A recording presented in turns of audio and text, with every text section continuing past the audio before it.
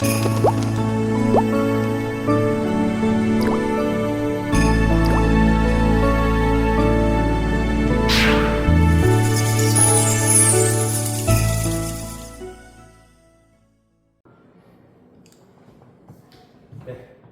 찍을까요? 네, 찍겠습니다. 네, 여러분 안녕하세요. 역사를 가자 국자답게 가르친다고 자꾸 하는 김기현 선생님입니다. 네, 만나서 반갑습니다. 여러분이 기다리던 삼국시대 들어가도록 하겠습니다. 자, 여러분 역사 파이널 특강은요, 파이널 학습지와 같이 이용해 주시고요. 파이널 학습지를 준 이유는 그것을 좀 요령껏 활용하라는 거였는데 여러분들이 그것을 잘 활용하지 못해서 그 활용법에 대해서 주로 언급할 것이고, 잘 특강을 활용한다면 90점 이상 누구나 가능합니다. 자, 그럼 고구려부터 보도록 하겠습니다. 자, 먼저 고구려 파트 때요. 그럼 고구려 이렇게 수많은 왕들이 있는데 우리가 어떻게 공략해야 되냐라는 겁니다. 자, 첫 번째 주제입니다. 그렇죠? 제가 한 덩이로 여러 팩트들을 한 덩이로 묶을 수 있는 주제를, 키워드를 계속 키워드로 묶어주는 연습을 해야 객관식 문제에서 효과적으로 대응할 수 있다고 했죠. 자, 그럼 고구려 백제 신라를 관통하는 가장 중요한 키워드가 뭘까요? 첫 번째는 아마 중앙 집권 체제의 완성일 거고요. 두 번째 키워드는 전성기일 겁니다. 그 다음에 세 번째는 그 외의 특징들. 자, 그렇다면 고구려도 중앙 집권 체제 첫 번째 테마는 뭐를 볼 거냐면 중앙 집권 체제. 중앙 집권 체제의 조건 세 가지를 달성한 왕들을 위주로 보도록 하겠습니다. 자, 그럼 중앙 집권 체제의 조건 뭐가 있었습니까? 첫 번째, 왕의 부자 상속이 있었죠. 왕의 부자 상속이 있었고요. 두 번째는 뭐가 있었어? 그렇습니다. 법령, 율령, 반포가 있었고요. 세 번째는 뭐야? 요것만 하면 된다고 그랬어? 안 된다고 그랬죠? 세 번째는 바로 백성들의 정신 세계를 통일하는 거죠. 불교를 받아들이고 또 뭐예요? 국가의 종교로 선포하는 작업. 불교 수용 및 공인이라고 했습니다. 자, 그럼 첫 번째 우리가 고구려에서 봐야 될 왕들은 요걸 달성했던 왕들을 위주로 보시는 게 좋겠죠. 자, 그럼 왕의 부자 상속은 너무나 여러분들이 잘 기억하고 계세요. 누구십니까? 네, 여러분들 이분은 동생만 자꾸 기억하고 있어. 발칙한 분. 그분 말고 어떤 분을 기억하냐면 그죠? 바로 고국천왕을 기억해 주시면 되겠습니다. 자, 그럼 고국천왕의 업적은 왕의 부자 상속 이외에 어떤 게 있네라고 하면은 첫 번째 뭐가 있었죠? 그렇죠. 네. 부족적 성격의 오고, 즉 태어난 특권으로, 그러니까 어느 가문에서 태어났냐가 평생을 정하는 그 특권에서 이제 그것이 별 의미가 없게 행정적 성격으로 바꿨다 했죠. 그래서 행정적 오부로 바꾸었다라는 업적이 있고요.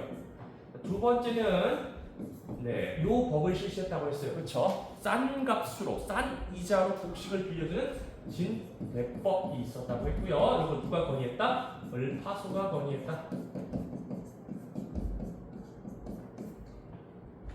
자, 그리고 뭐 여기다가 뭐 플러스 알파로 기억해야 될 건, 자, 동생. 자, 발칙하신 분 아니고요. 동생. 산상황 시기에 뭐가 없어진 걸로 보인다? 그렇죠. 고구려의 결혼제도인 형사취수제가 이때 소멸된 것으로 보인다까지 보시면 고국천왕 완벽하겠죠. 그렇죠. 자, 그럼 두 번째 볼게요. 너무 좋아. 여러분들 입장에서 뭐야? 율령반포와 불교생활 한꺼번에 해결되잖아. 어떤 왕때? 소수림왕 때. 자, 소수림왕 때. 요거 말고 또 업적이 하나 더 있어. 뭐? 태학 설립. 그럼 전성기를 맞이하기 전까지 고구려의 왕은? 그렇죠. 이 두 왕 위주로 공부해 주시면 되겠죠. 그렇죠? 왜? 이 두 왕이 중요하잖아. 이러한 조건들을 달성했기 때문에. 그렇죠? 그래서 고구려 파트 1, 1번 마무리를 짓고요. 2번 가보도록 하겠습니다. 2번이요. 2번. 자, 2번은 뭐겠어요? 전성기입니다. 전성기. 그럼 전성기를 맞이했던 왕들이 누가 있네? 그렇죠? 두 왕분들이 있습니다. 첫 번째는 누굽니까? 전성기를 맞이했던 왕? 그렇죠. 광개토대왕이야. 광개토대왕.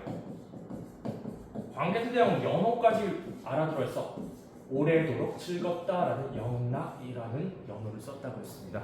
그럼 광개토대왕의 업적 한번 보여줄게요. 업적은 뭐예요? 입은 총 3가지로 또 나눌 수 있겠습니다. 총 3가지. 뭐가 있어요? 업적 3가지. 업적 3가지 볼게요. 3가지. 그렇죠. 한강, 이북 정합입니다. 즉 누구와 싸워서? 백제와 싸워서. 백제 아시나요? 제발 노비가 되겠습니다라고 빌었다고 했잖아. 그래서 한강 이북 지역까지만 잡고 백제 정복을 멈췄다고 그랬고요. 자, 두 번째 볼게요. 두 번째는 뭐야? 저 북쪽으로 가서 요동 그리고 요거 많이 까먹는다 했죠. 뭐 어디 정복? 동부여도 정복하시고요. 세 번째로 중요한 거 한반도에 있는 이 나라도 도와준다고요. 어디? 신라도 구원합니다. 자, 그리고 플러스 어디까지 정벌한다? 금관가에도 정벌한다. 자, 신라를 구원했던 사실은 어디에 기록되어 있다? 그렇습니다. 광개토 대왕릉비에도 있지만 신라를 구원하고서 신라와의 관계에 대해서 우리가 알 수 있는 유물로는 호명 그릇 있다라고 했었습니다. 그래서 광개토대왕 이 정도로 정리해 주시면 되겠고요. 자, 뒤이어서 아들내미 장수왕 때도 굉장히 전성기였다 그랬어요. 장수왕 때. 장수왕 때 업적들은 3가지 기억하실 수 있겠는데요. 자, 우선 어디 천도? 수도를 평양으로 천도한다 그랬고요. 두 번째, 어디서 천도해? 국내성에서. 원래 수도 국내성이었는데 평양으로 천도한다 그랬고요. 두 번째는 무슨 정책? 그렇습니다. 남진 정책. 그래서 누구를 전사시킵니까? 백제의 계로왕이 전사당했다라고 했었고요. 자, 세 번째로는 내가 이렇게 백제 정복하고 이런 업적을 세웠어. 무슨 비석 세웁니까? 장수왕 때 세운 건 아니고요. 장수왕의 손자 문자명원 때 세웠던 것으로 추정하는데 관련 유적으로는 뭐가 있습니까? 자, 충주 고구려비가 있다. 이 정도로 여러분들이 정리를 할 수 있겠죠. 그죠? 그래서 뭐 많은 내용들이 있었습니다만, 자, 고구려는 크게 2개로 압축할 수 있는 거예요. 전반기는 중앙 집권 체제와 전성기. 그렇다고 하면 고국청 수수리만 광개토대왕 장수왕으로 압축이 된다고 볼 수 있겠습니다. 그죠? 간단하죠? 그죠? 네. 자, 그럼 고구려 3번째 파트 수당 전쟁과 관련된 내용 보도록 하죠. 다 보셨죠? 네. 자, 고구려입니다. 고구려. 그래서 고구려 하고 있어요. 고구려. 자, 고구려 3번째 테마입니다. 3번째 테마는 뭐야? 수당 전쟁. 그렇죠. 고구려 역사에서 가장 중요했던 수당 전쟁과 관련된 내용들이 나올 수밖에 없겠죠. 자, 그럼 수당 전쟁과 관련된 내용들이 뭐가 있는지 하나하나 읊어보도록 하겠습니다. 자, 먼저 그럼 수당 전쟁에서 먼저 수와의 전쟁을 볼 수 있겠죠. 자, 수와의 전쟁에서 영양왕이 선제 공격했다라고 했었고요. 그 이외에 우리가 주목하고 있는 것들이 뭐가 있습니까? 그렇죠? 2차 침입입니다. 바로 을지문덕이 살수대첩의 2차 침입인데, 자, 그럼 수와의 전쟁에서 배경이 뭔데 물어볼 수 있겠습니다. 그렇게 어마어마한 113만 대군을 이끌고 온 이유가 뭔데? 너무나 엄청난 숫자잖아요. 그렇기 때문에 우리 배경을 알아야겠습니다. 고구려와 누구 연계입니까? 네, 돌궐 연계 우려죠. 얘네들이 짝짝꿍 할까봐 우려돼서 그렇게 어마어마한 숫자를 가져왔다는 겁니다. 자, 그리고 그 결과 너무나도 잘 알지만 여러분들 까먹을 수 있기 때문에 다시 한번 강조하겠습니다. 을지문덕이 뭐예요? 살수대첩. 자, 무려 113만 대군이 다 온 건 아니고 별동대 30만 대군이 평양성 근처로 오는데, 이 평양성 함락시키다 돌아가는 그 30만 대군을 몰살시켜서 몇 명만 돌아갔대요? 2,700명만 돌아갔다고 하는 전설상의 살수대첩이 있겠고요. 자, 그 다음에 우리 당나라와의 전쟁도 볼 건데요. 자, 당나라와의 전쟁을 하기 전에는요, 3가지 일들이 있습니다. 첫 번째 당과의 전쟁 전에 당이 친하게 지내려고 했는데 당이 꿈쩍도 안 해. 그래서 고구려에서 뭘 쌓는다고요? 천리장성 축조를 하고요. 천리장성 축조하던 과정에 아이씨 나 대대로도 못되고 빡쳐. 에이 왕 죽여버려야지. 누구의 지면? 그렇죠. 개소문에 이런 개소문에 정변도 있었고요. 자, 세 번째는 그래서 연개소문의 정변을 구실로 해서 당태종 전쟁의 신이 척결한데 개망신당했다. 무슨 전투? 안시성 전투가 있습니다. 그렇죠? 50일 동안 토성인 안시성을 점령 못해서 안시성 전투가 있다. 이렇게 수당 전쟁의 특징들을 압축할 수 있을 것 같습니다. 그리고 안시성 전투 이후에 야 고구려는 혼자서 정벌 못하겠다. 즉 나당 동맹이 체결된다까지 기억해 주시면 되겠죠. 세 번째는 수당 전쟁과 관련된 파트였습니다. 자 그럼 네 번째는 뭐겠어? 안타깝게 이제 고구려 668년에 멸망해. 따라서 네 번째 테마는 뭡니까? 그렇습니다. 부흥 운동이겠죠. 고구려 부흥 운동과 관련된 내용들을 좀 기억해 주셔야겠죠. 고구려 부흥 운동과 관련돼서는 이것도 역시 세 가지 테마로 기억하실 수 있겠습니다. 첫 번째 오골성이라는 데서 첫 번째 인물입니다. 자 고연무라는 장군이 어디서? 오골성이라는 데서 부흥운동을 일으키시고요. 두 번째 인물은 두 사람입니다. 보장왕의 아들로 알려져 있는 안승과 누구? 법모장. 그다음이 어디서 이렇게요? 한성. 근데 이 한성은 지금 황해도 재령지방도 한성이라고 불렀다라는 겁니다. 지도상에서 헷갈리지 않길 바라겠습니다. 자, 근데 문제는 뭐냐면 안승이 법모장을 질투해서 살해합니다. 그러고 세 번째 신라의 지원을 받죠. 그리고 그래서 안승이 뭐예요? 고덕국을 수립합니다. 근데 어디서? 백제의 땅인 금마저에서 하게 됩니다. 바로 지금 전라북도 익산 지역인데요. 전라북도 익산 지역이에요. 지금 전라도 익산 지역인데 전라도 익산 지역인데요. 즉 고구려 땅이야, 백제 땅이야? 백제 땅에서 누구를 몰아내기 위해서? 그렇습니다. 당나라군을 몰아내기 위해서 신라의 지원을 받아서 고덕국이 수립된다라는 겁니다. 그래서 부흥운동은 세 가지 테마로 기억해 주시면 되겠습니다. 선생님 끝입니까? 끝이죠. 고구려 더 이상 뭐 볼 게 뭐가 있습니까? 그죠? 알겠죠? 자 그럼 고구려 파트 잠깐 끊었다가 백제 이어서 보도록 하겠습니다. 잠깐 끊었다 갈게요.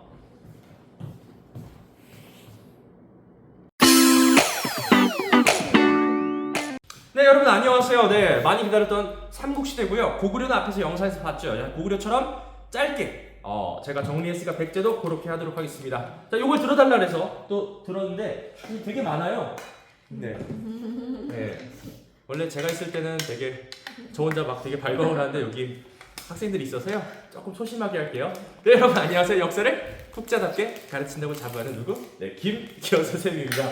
네 목범으로 해주세요. 자 오늘 백제부터 정리할 건데요. 자 각 파이널 특강은 제가 예상하는데 한 5부 내지 4부까지 있을 것 같은데 각 파트별로는 10분 이내이기 때문에 걱정하실 필요가 없고요. 자 파이널 학습지를 준 것은 그걸 다 외우라고 준 것이 아닌데 여러분들 요령을 모르기 때문에 파이널 특강을 통해서 여러분들이 요령껏 그것만 정리하시면 확실히 학습량이 줄을 겁니다.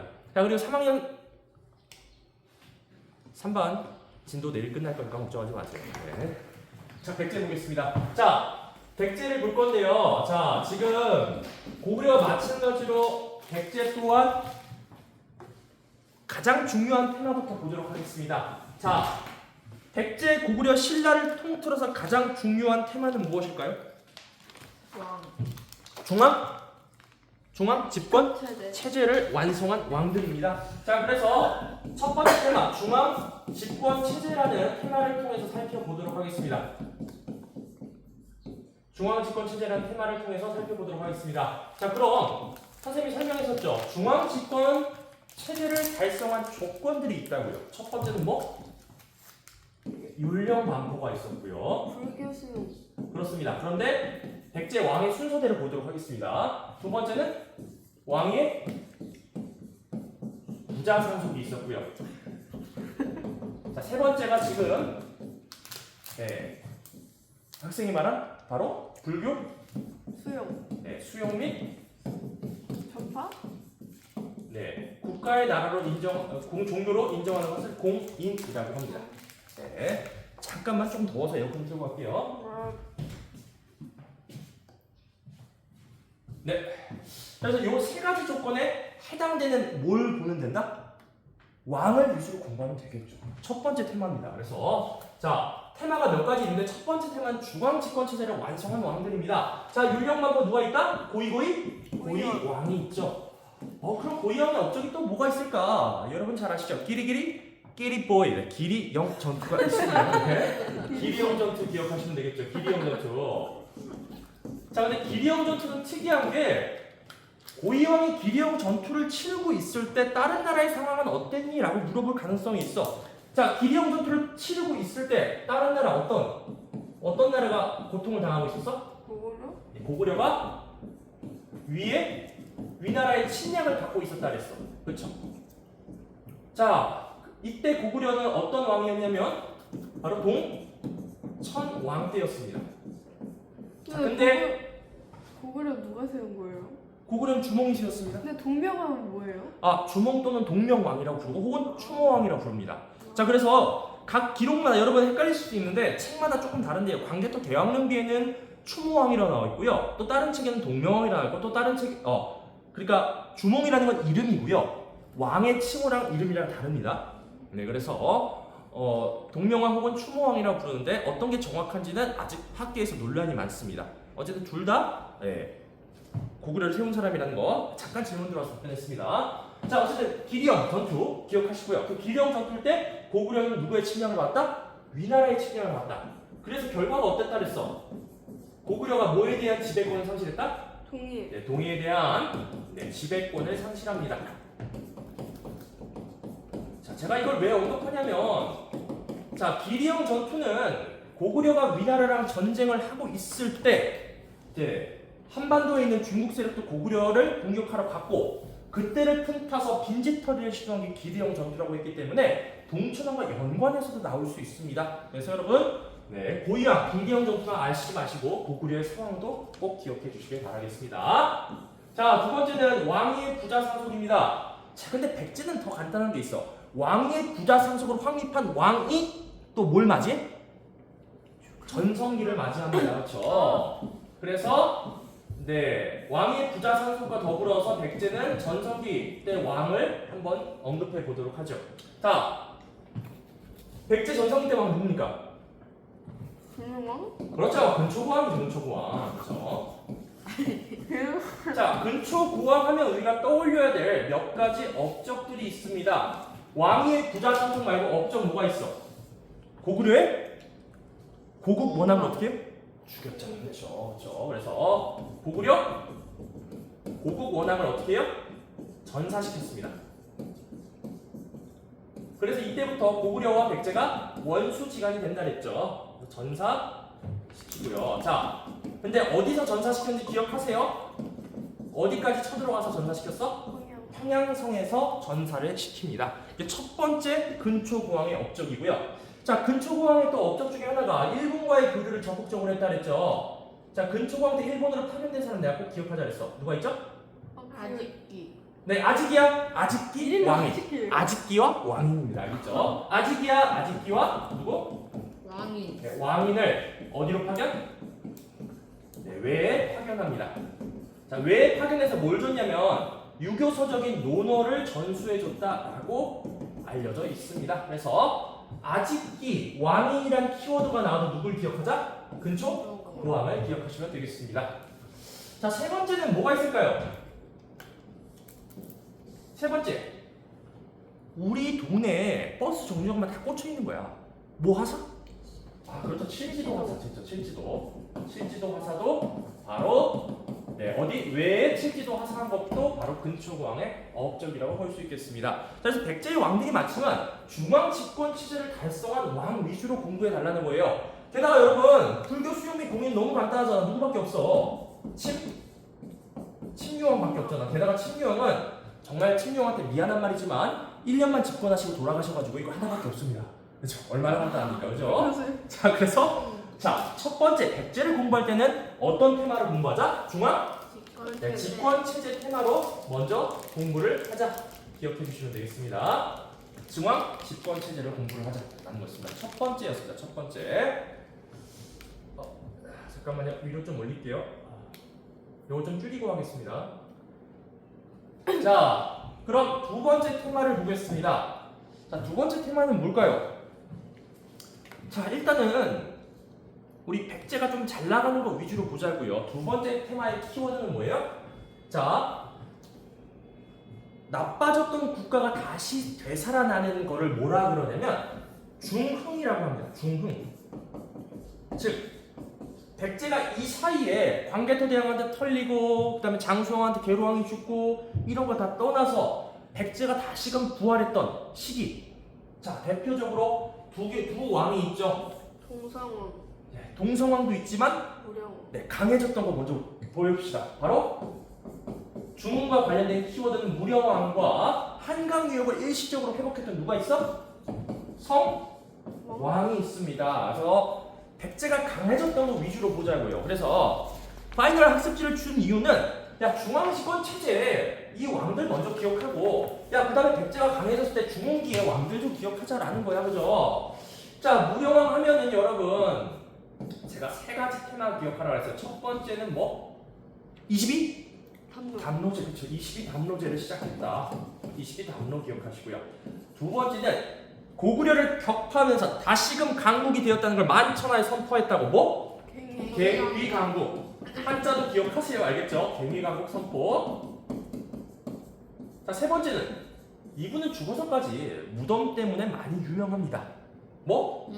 무령 무령왕. 왕릉. 왕릉의 특징들을 보시면 되겠죠. 자, 무령왕릉의 특징들 뭐 있어요? 중국의 영향을 받았다. 무슨 무덤? 벽돌 무덤. 또 금속으로 만든 관. 네, 금속으로 만든 관. 또 일본 영향, 중국 영향부터 봅시다. 뭐 있어요? 멍멍이 아니고 그 앞에 있는 동물? 진묘수라는 동물이 있다. 이런 특징들이 중국의 영향을 받았고요. 또 일본 금속으로 만든 관은 일본의 영향을 받았다라는 것들 특징들 기억하시면 되겠습니다. 알겠죠? 무령왕. 자, 그럼 두 번째 보겠습니다. 성왕을 볼 건데요. 성왕은 무령왕 다음에 왕이 된 사람이에요. 그렇죠? 그리고 심지어 성왕 때는요, 영토도 훨씬 더 넓어지게 됩니다. 잠시만요. 요거 위에 업데이트 되죠? 네. 이거 먼저 보겠습니다. 자, 성왕 때는요 조금 업적이 많으신데 그래도 몇 가지 좀 업축을 해보도록 하겠습니다. 첫 번째, 수도 천도입니다. 어디로 천도해요? 사비. 네, 사비입니다. 사비. 웅진에서 네, 사비로 천도한다. 기억하셔야겠고요. 또 국호. 남부요. 그렇습니다. 이때부터는 사실은 엄밀히 말하면 백제가 아니라 남부여로 칭하게 됩니다. 자, 그리고 세 번째, 어디 유역 회복? 한강 유역. 회복이 맞을까? 일시적 회복이 맞을까? 일시적. 네, 일시적 회복입니다. 왜? 누구한테 뒤통수 맞았어? 진흥. 신라의 진흥왕한테 뒤통수 맞았다. 그죠? 네 번째는 업적은 아니지만 가슴 아픈 전투가 있습니다. 무슨 전투? 관산성 전투에서 어떻게 돼요? 죽어요? 그렇습니다. 물론 여기 나오는 사람 다 죽었습니다. 그렇죠? 관산성 전투에서 어떻게 돼요? 네, 전사하게 됩니다. 자, 근데 기억하자. 이 관산성 전투는 백제군만 전투한 거다? 아니죠? 백제? 대가야? 또 어디 연합군? 외 연합군이 네, 신라와 맞서다가 패배한 전투가 관산성 전투입니다. 따라서 여러 나라가 얽혀 있다라는 거 기억하시면 되겠습니다. 그죠? 성황은 이 정도로 보시면 되겠고요. 자, 다섯 번째 마지막 하나. 여러분이 자꾸 리사치게라고 외우더라고. 리사치게. 뭐요? 일본과 교류. 일본과 교류. 자, 노 리사치게. 알겠죠? 그래서 이건 헷갈리지 않을 것 같아. 너는 특이한 이름이니까 이거 나오면 여러분들이 성황으로 기억해 주시면 되겠습니다. 그죠? 그죠? 별거 없죠? 네. 그래서 백제는 두 번째 테마는 뭐였다고요? 중흥이었다고요. 중흥. 다시 백제가 강해진 거 중흥을 보시면 되겠습니다. 자, 여기 잘리니까 조금 위로 올릴게요. 다 적었죠? 요리정치까지 보시면 되겠습니다. 그리고 여기 무령왕 22강로가 있습니다. 자, 그럼 잠깐 지우고 하도록 하겠습니다. 자, 두 번째 테마는 바로 중흥이라는 키워드였고요. 자, 세 번째 키워드는 우리가 알아야 될 세 번째 테마. 첫 번째는 중앙집권 체제였고 두 번째는 중흥이라고 해서 성왕과 무령왕을 공부했다면 우리가 세 번째로 중요하게 여기서 공부해야 될 파트는 안타깝게 뭐예요? 백제가 멸망? 멸망하죠. 근데 멸망하고 백제가 끝났습니까? 아니요. 아니죠. 끝나지 않았어. 뭐? 부? 흥? 운동. 그렇죠. 백제 부흥운동도 주요 테마입니다. 자, 부흥운동 하면은 세 가지 테마로 나눌 수 있으나 첫 번째 주류성에서 누가 부흥운동을 이끌었니? 라고 물어볼 수 있겠죠. 누구요? 부여? 네. 풍. 네? 이거 언제 배웠어요? 당황스럽습니다. 네, 일반은 내일 배울 것 같습니다. 그렇죠? 네, 부여풍 또 도침. 아, 이거 올렸는데 영상 올렸는데 미리 보셔도 돼요. 도침 그리고 갑자기 생각이 안 나네. 복심. 요 세 사람이 바로 유류성에서 백제가 망한 후에 백제를 되살리기 위한 운동을 하시고요. 파이널 특강에도 파이널 학습제에 적혀 있습니다. 두 번째는 임존성이라는 성에서 백제 부흥운동을 이끄시는 분들이 있는데요. 이름이 굉장히 특이합니다. 검은 이빨이라는 뜻인데 바로 누가 있어요? 흑치상지라는 분이 있고요. 또 사타구니가 아니라 뭐야? 사타상여라는 분이 임존성에서 백제 부흥운동을 이끕니다. 세 번째, 자 이렇게 백제 부흥운동을 이끄는 사람들이 일본군과 연합해서 완전히 나당 연합군을 물리치고자 하는데요. 그 전투가 무슨 전투? 바로 백강전투입니다. 그래서 일본과 연합하는데 여기서 어떻게 된다 그랬어요? 결국 백제 부흥운동이 나당 연합군에 의해서 패배당하게 되면서 백제라는 역사도 이제 존재하지 않게 됩니다. 이 세상에서 사라지게 됩니다. 그렇죠? 자, 그래서 백제라는 걸 공부할 때는요. 그럼 여러분 제가 지금 알려준 세 가지 압축 테마를 공부하시라고요. 첫 번째 중앙 집권 체제의 조건들을 달성한 왕들 위주로 공부하시고요. 두 번째는 뭐야? 백제를 다시금 강하게 했던 왕들 위주로 공부하세요. 세 번째는 뭐야? 아직 우리 백제는 끝나지 않았어. 부흥운동 위주로 공부하시면 되겠습니다. 이 세 가지 주제로만 공부하시면 문제 없겠죠? 근데 백제 멸망 그 국민들 다 어디로 갔어요? 신라로 통합되거나 아니면 당나라에 끌려가게 됩니다. 신라 백성이 되는 거죠. 통일신라. 그렇죠? 자, 여기까지 해서 백제 끝입니다. 백제 끝. 자, 마지막 신라를 하기 전에 잠깐만 끊었다 가도록 하겠습니다.